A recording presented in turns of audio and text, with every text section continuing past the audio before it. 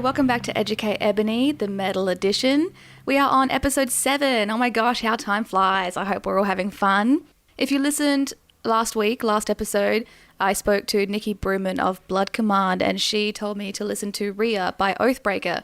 And I did, and I have a lot of thoughts. Oh my gosh, what an amazing album.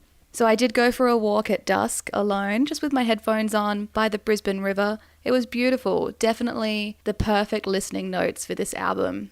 I think you need to be in your own head, no distractions, among nature is beautiful as well. And honestly, it's just an intense album. It is somber and beautiful. Caro, the vocalist, her vocals are amazing. She can scream so well, and her cleans are almost angelic or just very, very controlled and beautiful. But the album starts off very mellow. It's all cleans, and it's just, I can't explain. You just go listen to it, okay? Go listen. But watch out for the second song because it scared the hell out of me. It just leads straight from the first song into the second, and it is all screams. Oh my goodness, gave me a bit of a fright. And my favorite song is definitely Needles in Your Skin. I think it's the contrast between the beautiful cleans and the very brutal screams. She's just very good at it. I think you definitely do have to listen to this album alone. I can't imagine listening to it with others around. I just don't think it would fit. It has a real intimate feel. Like if I were listening to it at home and someone walked in, I would feel like they interrupted my private alone time with this album. Like it needs your full attention. You can't have it on in the background and just go about your day. It's a bit too serious for that. And after listening to Rhea, I can definitely see how it's inspired Nikki's vocals. I see a lot of similarities, which is really cool. And if you haven't already, check out the Audio Tree session on YouTube. But I tell you what, if you didn't already get it from the actual album, it's some Lord of the Rings soundtrack shit. Like, that is beautiful. Some high fantasy movie, some dramatic scene. They need to be playing Oathbreaker. And in the Audio Tree session, they also talk about how they made the cover art, which, if you have a look, it looks like moving water or transparent cloth over her hands.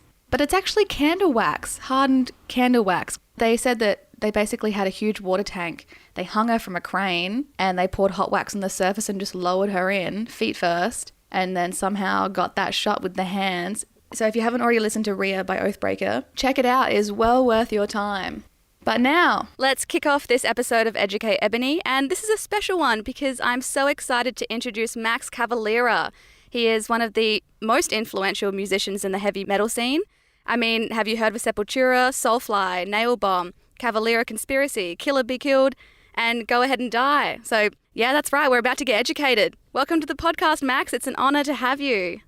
Thank you. The list just keeps growing. The list of bands just keep growing. But good to be here with you talking today. Yeah, thank you so much. Well, I'm ready. You better lay it on me. What is the one metal album you think I need to hear? So, yeah, I racked my brain a little bit on something that I think could be essential for you to hear, and I came up with Judas Priest. So my favorite one will be British Steel. Awesome. Okay, so why? What makes this album so great? So from the iconic name of the album to the album cover, which is a hand holding a razor, it came out in 1980. And it's just full of just classic heavy metal songs, rapid fire metal gods, and of course, probably the most famous Judas Priest song of all time, Breaking the Law. I mean, everybody knows Breaking the Law. I cover with Soulfly many times. But there's a lot of, still really not so famous songs that are really good. Grinder, Living After Midnight, that's a hit. I love that song. I guess, you can say, so that's the party song of the album, you know. You can party on that song. And United, those are all great songs. You don't have to be old to be wise, that's good. That's for all of us. You don't have to be old to be wise, you know. It's just a great heavy metal record. We all love heavy metal. And if you want to get initiated, why not start with the best? I think Rob Halford is the metal god for a reason. He's been there forever. Since I was a young kid in Brazil, I remember seeing Rob Halford in rock magazines with all the spikes and the leather. And my wife, actually, she had a bar here in Phoenix. She used to have a place called the Bootleggers, and Rob Halford used to come and hang out at her bar. Oh. So she told me that story. I was super jealous, like I was in Brazil still when that was happening. But the guitar work, it's just amazing. The double guitar attack, it's a solid rhythm. The bass and the drums solid. It's just a fantastic record. It's definitely one of the most classic albums ever. I love the video for Breaking the Law. It's hilarious. It's just them on a converter driving around England somewhere. It's just really cool. I think that's 80s, that's 1980. So that's the beginning for all of us. For me, at least, in 1980, I was 11 years old. So I was discovering heavy metal at that time. And, it was... I think it's a great record. It's short too. It's only 36 minutes, which I think is a sign of a good record when it's not really long. I love short records like that. That they don't need to be real long. It was produced by Tom Allen. He produced a lot of the Priest records, and it's just an amazing record. I don't know what else to say. It's a perfect heavy metal. I mean, it's the kind of record that you put in. You want to put your battle vest on. You put your leather with the denim on it. You want to scratch Judas Priest on your school desk and get detention for it. It's perfect. You just want to get in trouble. It drives you to trouble. If trouble calls you when you listen to this record, it's like, let's get you some shenanigans. It's a perfect record for that. I love it. That's beautiful. Do you remember when you first heard it? So we had this friend, he lived on a corner of our house on our street, and he was an older guy. He probably was around on his 50s, and he was a serious heavy metal collector, and he used to collect records, and he used to buy them imported because a lot of those records you could not buy in Brazil. So that was the first time I saw. He had a lot of the Judas Priest records. He had Unleashed in the East, Screaming for Vengeance, all the scene after scene, all the classics, and then, of course, he also had British Steel. And so I remember going to his house and listening for the first time, and it sounds killer. It sounds great. It's all those songs, Breaking the Law, Rapid Fire, Metal Gods, Living After Midnight. They're all instant classics. I think even today, if Judas Priest plays live, they gotta play Breaking the Law. They have to play Living After Midnight. I think if they don't play those songs, it's going to be a riot. I've been fortunate enough to meet Rob Halford in Australia. I finally met him after so many years because we both live in Phoenix. For many years, he lived in Phoenix, but I never run into him when I was here. But I was playing in Australia. I think it was like 4 or 5 years ago, and he was there, and I was there with Killer Be Kill, and we were passing each other through the backstage area, and we ended up talking. And it was just like one of those moments, like I had to hold my shit together because I was freaking out. I bet an ex-professional, but inside of me, I was like, oh my God, it's fucking Rob Halford. This is so cool. He told me he liked the Killer Be Kill record, and that just made my life. Not even my day, it made my life. Like, I can die now. I have an album approved by the Metal God. I accomplished what I came here to do. Yeah, that's definite validation for sure. Yeah, amazing. Well, do you remember when it became an important album to you? Was it when, you became a musician and you realized this album is actually incredibly good and it was like, I need to be listening to this more? So when we were jamming this record at my friend's house, we really didn't know, and that was like in 1981, 82. So British Steel was already 2-3 years old. Yeah.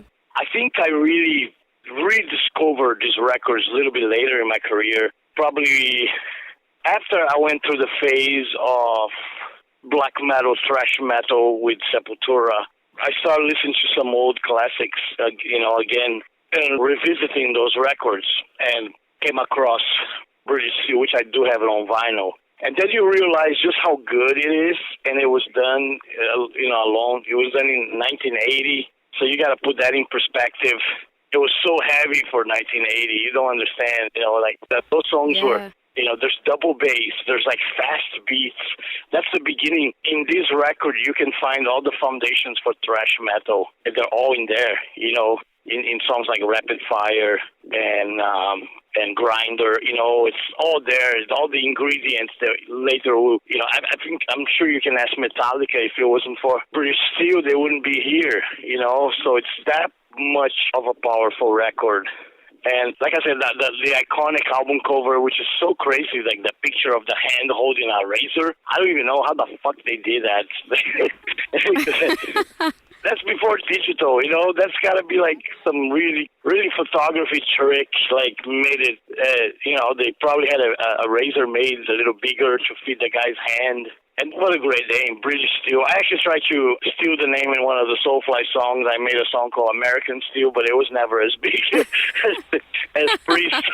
Priest did it first, and, it's always going to be their stamp on the metal world. But like I said, this is the kind of record you go home, you put your leather, you put your denim vest on it, and you air guitar the whole record. It's great. Amazing. Probably with a broom, air guitaring, holding a broom, watching yourself in the mirror, and dreaming of one day being on a stage. This is the record to do that. If you have inspirations to be a rock star in the future, this is the record to do it. You grab a broom, grab a mirror, grab a denim vest, a leather, and hopefully you have a little bit of hair. You can headbang. You're there. It'll mentally transport you to a stage, and all your fantasies, let it all fly through the room. I love it. You've literally just given me my listening notes, so when I listen to this album, that's what I have to do. Yeah, it's great. And it comes from, that era, which is, I think now it's known as the new wave of British heavy metal. There's a lot of great records being made at that time, there's a lot of stuff I really like Angel Witch, Iron Maiden, of course, Def Leppard, but I still think Priest is the kings of it, the gods of it, and I'll put them proudly. Sorry, Iron Maiden, you have to come in second when it comes to Priest. Well, obviously this is an album that you've listened to a lot, and it's been out since 1980, so everyone has had a long time to really listen to every single detail. But is there an aspect of this album that you really love and you reckon maybe others, for example me, I don't have a lot of musical technical background. Do you reckon there's an aspect that maybe I would miss if I were just listening to it, and there's something I should watch out for? They had a lot of great records, but I think on this one, it's just feels more complete. Like from beginning to the end, they were firing on all the cylinders. There's no bad song. That's kind of critical if you want to have a perfect album. You can have one shit song. There's no filler. There's no one song that you go, oh, that's a filler. This song doesn't need to be here. That doesn't happen on British Steel. Every song is fucking amazing and great. Like, all the way through, if you run through the order, from Rapid Fire all the way to Steeler, it's just ripping. And I think, and then you had the hits. You had Breaking the Law, Living After Midnight, which are real, they're heavy metal hit songs, They're almost like, I would say they're pop songs, but they have this power of a pop song. They're just as great as a pop song can be. And I think that's extremely hard to make a record that it's hard and it's heavy and hard. At the same time, has really, really catchy songs like Breaking the Law and Living After Midnight. They're just as catchy as it can get. You get everybody singing them.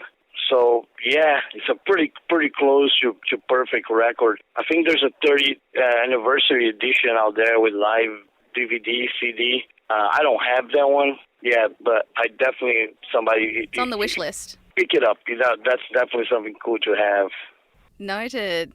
Amazing. Well, obviously it stands up for you in 2021. Do you think it's going to stand up in another couple of years, another 20 or so years? Still be an amazing album that people look back on and be like, yeah, it's still got it. Oh, for sure. I think this record is going to age like fine wine.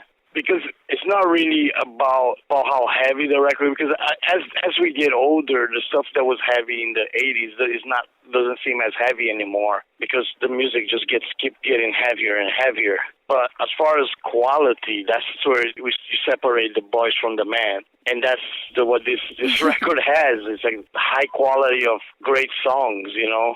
And then if they just had written Breaking the Law on its own already, would have been amazing feat just to have that song on the record. But on top of that, they put Living After Midnight, which is a complete fucking hit. It's the hit of hits. And then if you want to rock it like harder, you have Metal Gods, which the name says it all. Or you have Rapid Fire, like I said, it's the beginning of thrash metal, and Grinder. And then there's some groove stuff like You Don't Have to Be Old to Be Wise. That's a really groovy song. It's great. And The Rage and Steeler. So, yeah, this record is going to survive. It already has survived the test of time. But I think as the older it gets, the more appreciated it's going to get. You know, I'm not one to ask people for autograph, but I would love to have my vinyl autographed by the Godfather himself, the Metal God. if that would be one wish, if I could get one record autograph, that's probably that would be. And it's so cool that Halford is still out there, and it still sounds fucking great. After all these years, the man sounds amazing. Has not lost. His voice sounds just amazing. They do have a new guitar player, but, you know, it doesn't matter. They still kicks ass, and they represent metal forever with the leather and the spikes and the Harley Davidsons on the stage. It's like a picture that stays with you in your mind. So, yeah, this record's going to get old, and it'll be just fine. It's going to get better and better, actually. Oh, you love to hear it. It's going to live forever. And there we have it. The one metal album that Max Cavalera thinks that you and I should listen to is British Steel by Judas Priest. Thank you so much for your wisdom, Max. I'm going to go jam it right now. Yes! I can't wait to listen to it from your point of view. Thank you so much. You're welcome. Nice talking to you. Man, it's so hard. I know. There's so many great records.